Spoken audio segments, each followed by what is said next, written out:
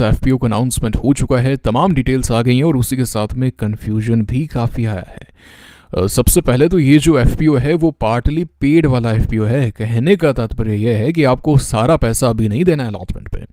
क्या मतलब सारा पैसा नहीं देना है? मुझे अलॉटमेंट होता है 15,000 का तो केवल 50% पैसा ही देना। जी हाँ, जी हाँ, यही है इसके अंदर।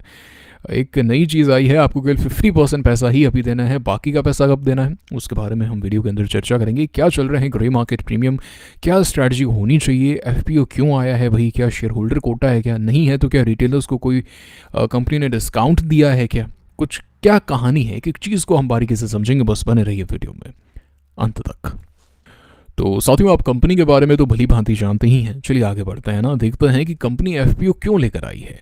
तो भाई सबसे पहला रीज़न जो कंपनी ने दिया है वो ये दिया है कि कंपनी को कैपेक्स करना है। इनकी जो सब्सिडरीज़ है ना, जैसे कि certain projects of the green hydrogen ecosystem and जो इनके वर्क्स हैं उनको और इम्प्रूव करने के लिए, एयरपोर्ट फैसिलिटीज़ को इम्प्रूव करने के लिए and construction of green field expressways के लिए कंपनी को पैसा चाहिए कैपेक्स करने के लिए।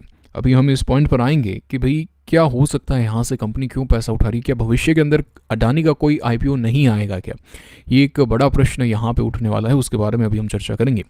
अच्छा, उसी के साथ में कंपनी ने जो इतना लोन लिया है उसकी थोड़ी सर्टेन बोरोइंग्स भी कंपनी चुकाएगी। तो ये तो हम सभी आईपीओज़ के अंदर देखते हैं, है ना। थोड़ा कैपेक्स के लिए जाता है, थोड़ा वर्किंग कैपिटल रिक्वायरमेंट के लिए जाता है, बाकी बोरोइंग्स के लिए जाता है। अब एक चीज़ जो मुझे यहाँ पर नज़र आ रही है वो ये नज़र आ रही है कि ये जो एफपीओ आया है इसके बाद में अडानी का और कोई आईपीओ शायद नहीं आएगा, है ना। 20,000 करोड़ रुपए मार्केट से उठा रहे, एक बड़ा अमाउंट है। एलआईसी का ही 20-21 हज़ार करोड़ के आसपास का फिगर था जहाँ तक मैं रिकॉल कर पा रहा हूँ।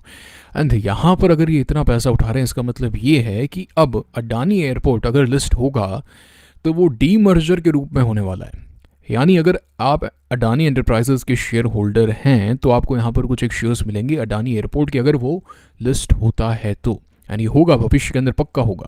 अडानी रोड ट्रांसपोर्ट जो है, जो ये कह रहे हैं ना ग्रीनफील्ड एक्सप्रेस वेज बनाने हैं, तो उसके शेयर्स आपको तभी आवंटित किए जाएंगे डीमर्जर के रूप में, ऐसा मुझे लग रहा है एज ऑफ नाउ। क्योंकि अडानी विलमार जो था वो एक जॉइंट वेंचर था, है ना। वहाँ पर एक शेयर वाली स्ट्रैटेजी भी काम कर रही थी, शेयर होल्डर कोटा भी था। एंड इस बार इन्होंने शेयर होल्डर कोटा को रिमूव करके रिटेलर्स को बेसिकली एक रिटेल डिस्काउंट दिया। अभी हम चर्चा करेंगे इसके बारे में, क्या है इसके मायने क्या हैं। लेकिन शेयर होल्डर कोटा नहीं देके कंपनी ने यहाँ पे रिटेल को डिस्काउंट दिया है। एंड एफपीओ काफ़ी बड़ा है। एंड इसके बाद में मुझे नहीं लगता कि अडानी कोई नया आईपीओ लेकर आएंगे, वो डिमर्जर ही करेंगे।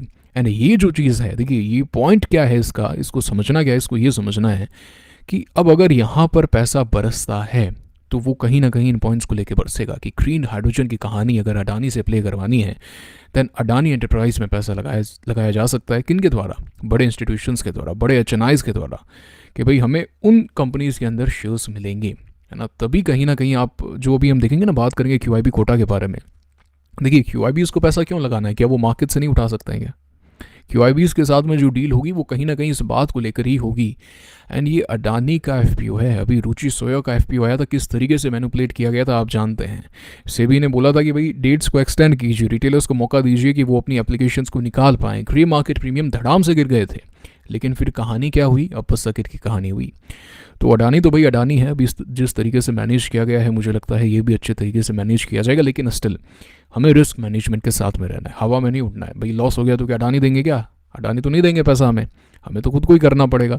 एंड थोड़े दिन पहले ही मैंने आपको कह दिया था कि अभी जो इनका एपिसोड आया था ना वो रजत शर्मा के साथ में, उसका मीनिंग यही था कि कहीं ना कहीं वो एक फेस वैल्यू जिसको हम कहते हैं, एक जो फेस है वो बनाना है, जनता के बीच में पहुंचाना है। ठीक है, ये सब चीज़ें होती रहती है। अब अगर हम डिटेल्स के बारे में चर्चा करें, 27 से 31 तारीख के बीच में ये आईपीओ खुलेगा, एफपीओ खुलेगा। ₹1 प्रति शेयर के हिसाब से फेस वैल्यू है। अब यहाँ पे जो प्राइसिंग है वो है 3112 से 3276 की, है ना। 3276 ये कट ऑफ प्राइस है, यहीं पर ये आपको अप्लाई करना है, लेकिन वो एचएनआई कैटेगरी के लिए है क्योंकि कंपनी ने यहाँ पे 64 रुपीज़ का रिटेल डिस्काउंट दिया है। ठीक है, तो इसमें से माइनस करेंगे तो वो प्राइस रिटेलर्स के लिए आएगी। अभी मैं आपको एकदम कैलकुलेटेड चीज़ें भी बताऊंगा किस प्राइस पे अप्लाई करना है अगर करना है तो। एक एक चीज़ को देखेंगे और 4 लॉट का ही एक शेयर है, काफ़ी बड़ा अमाउंट है। 20,000 करोड़ का ये आईपीओ है, पूरा का पूरा फ्रेश इश्यू के तहत है। अच्छा, यहाँ पर एक डाउट ये आता है कि सर ये कंपनी ओएफएस क्यों नहीं लेकर आ जाती, एफपीओ क्यों लेकर आ रही है? तो देखिए एफपीओ एंड ओएफएस के अंदर अंतर क्या होता है। ये अभी फ्रेश इशू आया इसलिए मुझे याद आ गया, मैंने सोचा कि मैं आपको बता दूं। ओएफएस के अंदर क्या होता है, प्रमोटर्स जो होते हैं वो अपनी हिस्सेदारी को सेल करते हैं और सारा का सारा पैसा जो है वो प्रमोटर के खाते में जाता है, ठीक है। एफपीओ के अंदर क्या होता है, कंपनी नया पैसा मार्केट से उठाती है और ये जो पैसा है वो कंपनी के खाते में जाता है और कंपनी उसको अपने वर्किंग कैपिटल के लिए इस्तेमाल करती है। आई होप आपको ये डाउट क्लियर हो चुका है। तो ये जो पैसा है वो अडानी एंटरप्राइजेस के खाते में जाएगा एंड अभी हमने देखा ही किस लिए वो इस्तेमाल कर रहे हैं, कैपेक्स वगैरह करने के लिए। तो अगर ये डाउट क्लियर हो गया है, रिटेल डिस्काउंट 64 का है, अभी हम कैलकुलेशन देखेंगे। Book build issue type FPO है, बीएससी एसएमई पर लिस्टिंग होने जा रही है 50% क्यूआईपीयूज के पास में और 15% एचएनआईज के पास में, 35% रिटेलर्स के पास में एंड प्रमोटर्स तो आप जानते हैं गौतम अडानी एंड राजेश अडानी। एंड अगर हम बात करें टाइम टेबल के बारे में, 27 से 31 तारीख तक खुला है, 3 तारीख को बेसिस ऑफ अलॉटमेंट है, 6 तारीख को इनिशिएशन ऑफ रेफरेंस है, 7 तारीख को जो शेयर्स हैं वो आपके डिमेट अकाउंट में ट्रांसफर किए जाएंगे अगर आपको अलॉटमेंट होता है तो। एंड लिस्टिंग होने जा रही है 8 फरवरी को। एंड एक जो लॉट है, चलिए ये फिगर आप अभी मत देखिए, मैं आपको एक अलग शीट दिखाऊंगा, वहाँ पर आपको समझ में आएगा। 72.63% as of now shareholding promoters के पास में, अब डेफिनेटली कम होकर आएगी। वो अगेन पार्टली पेड है, क्या कहानी है, चलिए चलते हैं उसी की तरफ चलते हैं। ये है मिस्टर DIY। ये डिटेल्स हैं, यहाँ पर हम अब बारीकी से समझेंगे। ये जो डिटेल्स है मैंने आपके साथ में टेलीग्राम पर भी साझा की थी, अगर आपने टेलीग्राम चैनल ज्वाइन नहीं किया है डिस्क्रिप्शन में कमेंट बॉक्स में लिंक है।